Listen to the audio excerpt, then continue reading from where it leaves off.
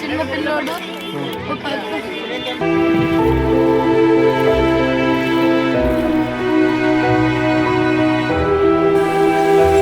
వారంతా బంధువుల ఇంట్లో నిర్వహించే శుభకార్యానికి వచ్చారు.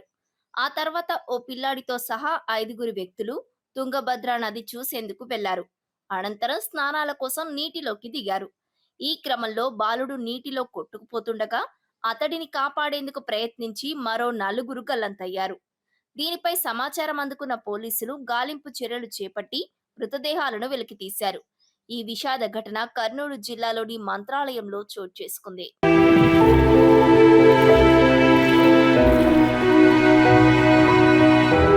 మంత్రాలయంలో కాలప్పాచారి ఇంట్లో ఆదివారం నిర్వహించే శుభకార్యంలో పాల్గొనేందుకు శనివారం నాడు బంధువులొచ్చారు.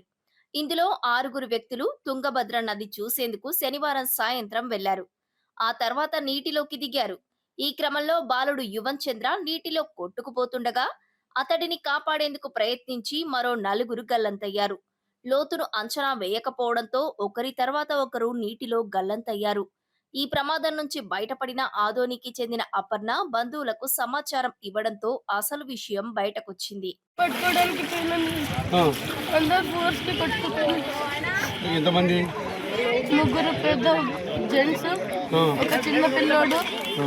ఒక ఇప్పుడు 5 మంది పోయినారు. లోపలికి నువ్వు కాక నీతో గల్లంతైన వారిలో కర్నూలుకు చెందిన యువన్ చంద్ర, వడ్ల సతీష్ చంద్ర, మంత్రాలయానికి చెందిన రాఘవేంద్ర, ఎమ్మిగనూరుకు చెందిన వడ్ల ధను, అనంతపురం జిల్లా ఉరవకొండకు చెందిన సంధ్య ఉన్నారు.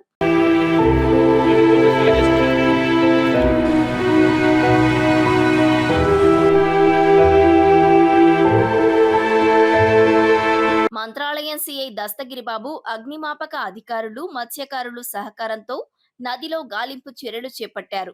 ఆదివారం ఎన్డీఆర్ఎఫ్ బృందాల సాయంతో మృతదేహాలను వెలికితీశారు. గల్లంతైన వారిలో వడ్ల సతీష్ చంద్ర, యువన్ చంద్ర తండ్రి కుమారులు కాగా మిగతా వారంతా దగ్గరి బంధువులు కావడంతో ఆ ఇంట్లో విషాద ఛాయలు అలుముకున్నాయి.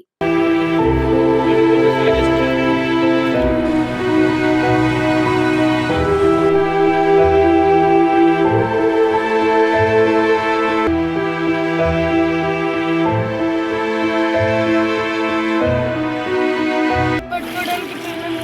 ఆ, అందరు ఫోర్స్ కి పట్టుకుపోయాను. ఎంతమంది?